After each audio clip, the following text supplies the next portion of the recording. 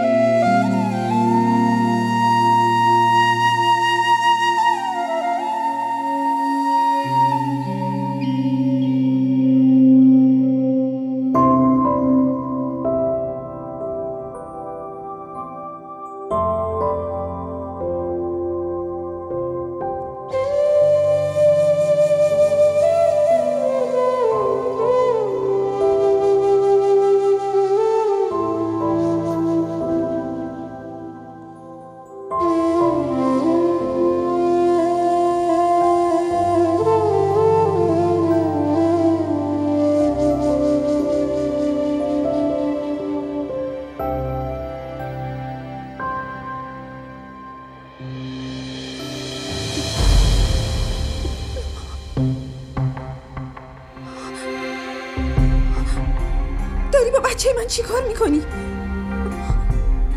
چطور جرأت کردی به بچه من دست بزنی؟ فقط داشتم نوازشش میکردم. داری دروغ میگی. تو نوازشش کردی و منم دیدم. تو داشتی خفش میکردی که من رسیدم. الان نشونت میدم. شاهمیر بیا اینجا ببین آزرا چی کار میکنه. خفش میکردم؟ چی شده؟ شاهمیر ببین داره با بچم چی کار میکنه. داشت بچه‌مو خفه میکرد. باور کن وقتی من اومدم ولش کرد. وگرنه بچم خدا رو شکر من رسیدم. وگرنه نمیدونم این زنی که عقده چه بلایی سر بچم میآورد.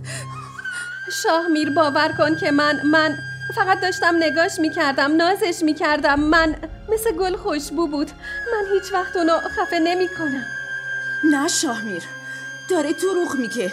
دستش کنار گردن سعد بود. ساکت شو. ساکت بشم؟ این میخواد بچه‌مو بکشه بعد من ساکت بمونم؟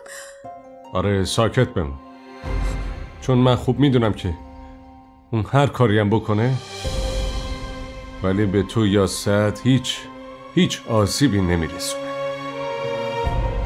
تو داری ازش دفاع میکنی؟ دفاع نمیکنم، واقعیتو میگم. تو هم خیلی خوب میدونی بالاخره دوست بچگیشی. اون هیچی ازت نمیگیره، حتی چیزی رو که ازش گرفتی نمیخواد پس بگیره.